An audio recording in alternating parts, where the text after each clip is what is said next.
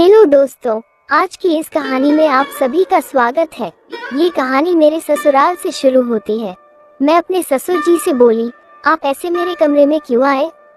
जब मैं कपड़े बदल रही थी, ससुर जी बोले, मैं तो तुझे बुलाने आया था, मगर अंदर का दृश्य देखकर मेरे कदम नहीं चले और मैं वहीं रुक गया। मैंने देखा उनकी आंखों में अजीब सी ही झलक थी। मेरे दिमाग में पुरानी वही बातें आने लगी कि कैसे ससुर जी मेरे आने से पहले उस दिन भी मुझे बहुत तिरछी नजरों से देख रहे थे। मेरी डिलीवरी का समय काफी करीब आ रहा है, इसलिए ज्यादा घूमने फिरने से बच रही हूँ। कहीं बच्चे को नुकसान न पहुँच जाए, नहीं तो मुसीबत हो जाएगी। वहीं पर मुझे अपने पति राजेश का राज भी पता चला, क्योंकि वो एक शौकीन किस्म का आदमी है और उसके दूसरी औरतों के साथ भी संबंध है। मेरे पति के बारे में ये सच्चाई जानने के बाद मेरी सहेलियों ने मुझसे अपनी हमदर्दी जताई और कहा कि आपको इस रिश्ते में बहुत बड़ा धोखा मिला है। बात सही भी थी, लेकिन मैं कर भी क्या सकती थी। ये सच्चाई जानने के बाद मैं गांव में चली गई। सभी मेरे पहुंचने पर बहुत खुश हुए, क्योंकि मैं काफी समय के बाद गांव में गई थी। मेरी माँ देखकर बहुत खुश हुई। मैं भी माँ बनने वाली थी, अभी अभी पेट से हुई थी। पति की सच्चाई के बारे में मैंने माँ से कुछ नहीं कहा, क्योंकि मैं उनकी खुशी को बर्बाद नहीं करना चाह रही थी। मेरे रंग ढंग देखकर मेरी सहेलियाँ कहने लगी कि तू तो बदल सी गई है। महंगे कपड़े, साज श्रृंगार और निखार। मैं मन ही मन कहने लगी कि मैं अमीर तो हो गई हूँ, मगर पति को खो बैठी हूँ। लेकिन उसे कुछ होता भी तो नहीं है। मुझे वहाँ गए 3 दिन ही हुए थे कि मेरे ससुर जी मुझे लेने के लिए मेरे मायके आ पहुँचे। आकर बोले, बहू तुम्हारे बिना घर सुना हो गया है। माँ बोली, अपना बैग तैयार कर ले बेटिया, मैं जरा समधी जी के लिए दुकान से कुछ खाने के लिए लेकर आती हूँ। मैं बैग पैक करने के लिए चली गई और कपड़े बदलने लगी। अभी मैं साड़ी पहन ही रही थी कि तभी किसी ने मेरे कंधे पर हाथ रख दिया। मैं घबरा गई। पीछे मुड़कर देखा तो ससुर जी की आंखों में कुछ अजीब सा अपनापन दिखाई दे रहा है, जैसे कि वो मुझसे कुछ कहना चाहती हो। घबराए आवाज में मैंने कहा, बस आती हूँ।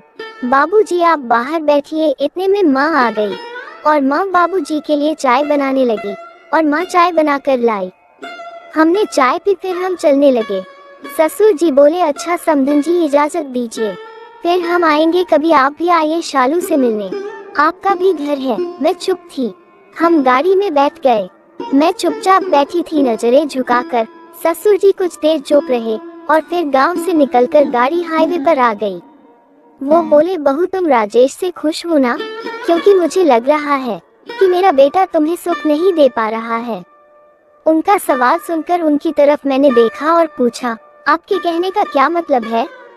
वो बोले, मतलब राजेश तुम्हें खुश तो रखता है ना, दारू पीकर परेशान तो नहीं करता। मतलब तुम इतनी खूबसूरत हो। मैं सोच रही थी कि शायद ससुर जी बात करने का मौका खोज रहे हैं। मैंने भी सोचा कि ससुर जी से बात करने का मौका मिला तो सवाल करूंगी। उन्होंने खुद यह मुद्दा दे दिया। मैं बोली, आपको अपने बेटे पर भरोसा नहीं था क्या, जो ये सवाल पूछ रहे हैं? या फिर आपको अपने बेटे के कारनामों के बारे में मालूम था, जो आप ये सवाल पूछ रहे हैं? और इतने महीनों के बाद आपको पता चला कि आपकी बहू बहुत नाजुक है। आपको अपने बेटे पर भरोसा होना चाहिए, तभी तो वो आपका वंश आगे बढ़ा रहा है। ये सुनकर ससुर जी एकदम से चुप हो गए और फिर वो बोले, बहू तुझे मालूम है कि तुम दोनों की शादी के बाद मैं यहाँ कितना व्यस्त हूँ, वरना मैं तुमसे पहले ही पूछता कि तुम खुश हो कि नहीं हो। मैं बोली, आपको मालूम होगा कि आपका राजा बेटा कितना शौकीन रसिया है। ससुर जी बोले, बहू तुम हमारी लाज रख लो, ये बात किसी को मत बताना। देखो मेरी सारी प्रॉपर्टी का वारिस वह है, तुझे किसी चीज की कमी नहीं आने दूंगा।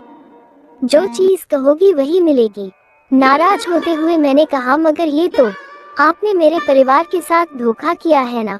ससुर जी बोले, हमारी इज्जत तेरे हाथ में है, अपने नाम वाली प्रॉपर्टी सारी मेरे नाम कर दो। फिर ससुर जी बोले, बहू तुम बहुत अच्छी हो, वरना बहू तो कोई शहर की होती तो हमारा जुलूस निकाल देती, खुलेआम हमारी इज्जत की धज्जियां उड़ा देती। अब मैंने कहा, ठीक है मैं चुप रहूंगी, मगर मेरे नाम पर भी प्रॉपर्टी चाहिए। मुझे भी अपना भविष्य सुरक्षित रखने का मेरा भी हक है। वो बोले ठीक है बहू, मंजूर है। वो बोले तुम बहुत खूबसूरत हो शालू। मैं बोली आप ऐसे कमरे में क्यों आए? जब मैं कपड़े बदल रही थी ससुर जी, मैं तो तुम्हें बुलाने आया था शालू, मगर अंदर का दृश्य देखकर मेरे कदम नहीं चले, वहीं रुक गए। मैं तो तुम्हें देखता ही रह गया, दीवाना सा हो गया हूँ मैं तुम्हारा। तभी उन्होंने गाड़ी एक छोटे रास्ते पर उतार दी। मैं बोली इधर किधर की तरफ गाड़ी मोड़ ली ससुर जी। वो बोले मुझे बहुत तेज सुसु आ रहा है, वही करने जाना है, जरा हल्का होकर आता हूँ, तुम बैठो। वो गए और सामने की तरफ झाड़ियों में मैं चुपचाप देख रही थी। उनका क्रिकेट का बैट बहुत मजबूत लकड़ी का बना लग रहा था। झाड़ियों में कुछ कुछ दिख रहा था, लेकिन जितना दिखा उतने से अंदाजा लगाया जा सकता था। वो अब आकर कार से बोतल निकालकर अपने हाथ धोने लगे, फिर बैठ गए। ससुर जी बोले आज तो तुझे देखकर पूरे शरीर में कर्द दौड़ गया। मैं बोली ससुर जी कोई इधर आ जाएगा और हमारी इज्जत का जनाजा निकल जाएगा, आप मेरा हाथ छोड़ो।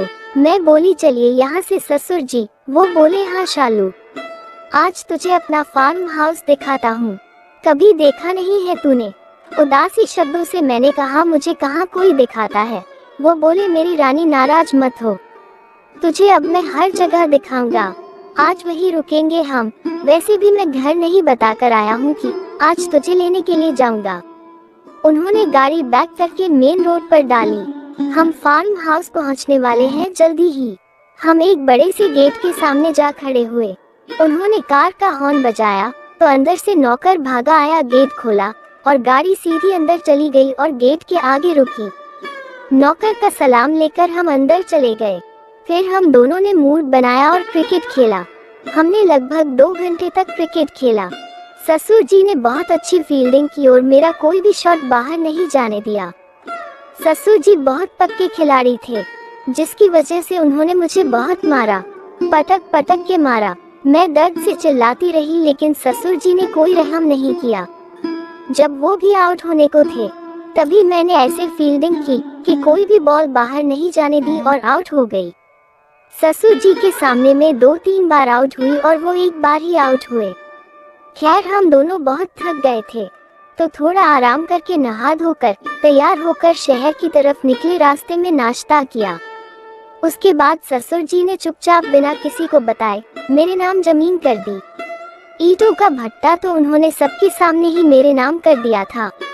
अब धीरे धीरे ससुर जी भी मुझसे खुश रहने लगे, क्योंकि उनकी जरूरत भी पूरी हो रही थी, क्योंकि सासू माँ तो बीमारी की वजह से बेड पर ही रहती थी। ससुर जी भी धीरे धीरे सारी प्रॉपर्टी मेरे नाम कर दी।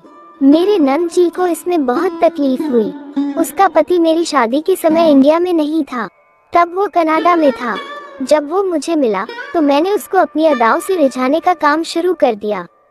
मेरी और ससुर जी की खेल कूद ऐसी ही चलती रही। ससुर जी मुझे मौका मिलते ही मेरी जोरदार पिटाई कर देते।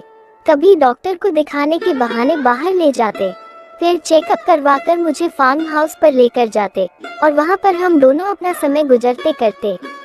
अब मुझे अपने पति से कोई भी मतलब नहीं था, क्योंकि वो दूसरी किस्म का मर्द था, जिसको औरतों से कोई भी मतलब नहीं था। जब ऐसे मर्द से कोई औरत कैसे खुश हो सकती है, जब पति ही अपनी पत्नी को धोखा दे रहा हो? तो क्या किया जा सकता है। उसके बाद मेरी नज़र नंदोई जी के ऊपर आने लगी। अब मेरा पेट भी बाहर निकलने लग गया था। मेरी नंद जानबूझकर मेरे पति के साथ रहने लगी। उसका पति रोहिन उतना ही मेरी तरफ आकर्षित होने लगा। मेरी नज़र अपने नंदोई पर टिकी थी। सोचा कि इसको भी मैं अपनी अदाओं के साथ ही रिझाऊंगी। नंदोई जी भी मौके की तलाश में मेरे इर्द गिर्द घूमते रहते थे। शायद वो भी मेरे मन की बात